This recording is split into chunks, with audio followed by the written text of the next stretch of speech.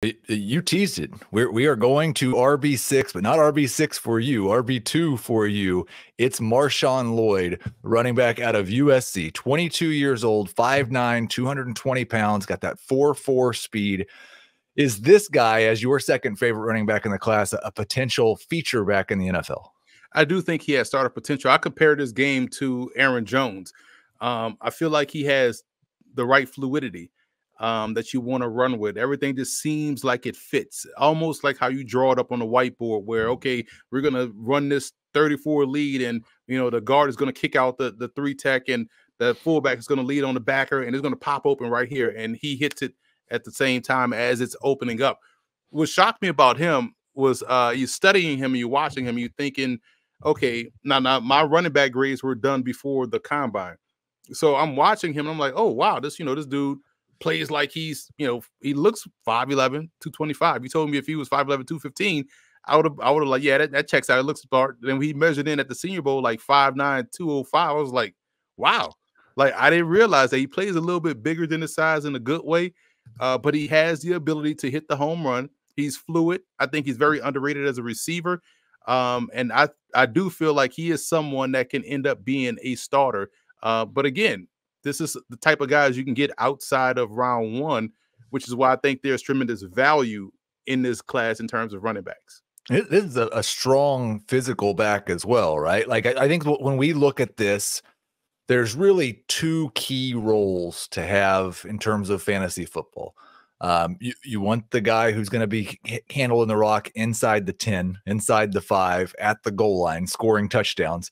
And then you want the guys, because so much of fantasy football has gone towards PPR, you want the guy who's on the field on third downs, the guy who's involved in the passing game. It looked to me like from Lloyd's profile, he's more likely to have that short yardage red zone role than he is the third down passing downs role. Would you agree with that?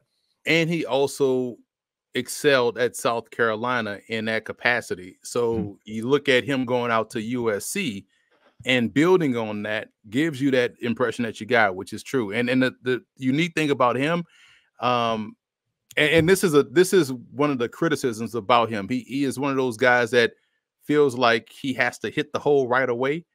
And you'll see him at times running to the back of his lineman, and then it'll work out for him. Go watch the game against Colorado. You'll see that play out on one of his long touchdown runs.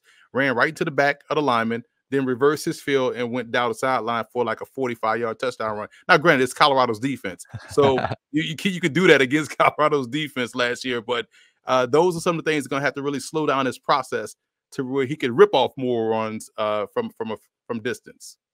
Now, I assume, like, for all these guys, we're hoping for day 2 draft capital.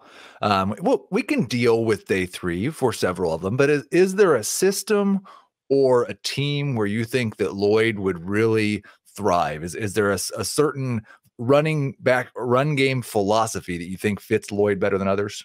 I mean, before they picked up Aaron Jones, I mean, Minnesota would have been perfect for him.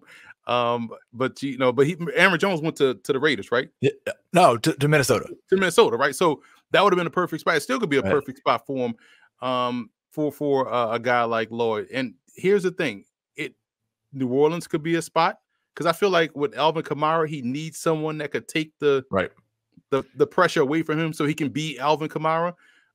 Denver could be a spot. Sean Payton needs someone that he can kind of count on, as everyone else around him seems to be more of the complimentary guy. Even, the big back out of UNC. I feel like those guys would probably be best suited as a RB2 as opposed to leading off in the backfield.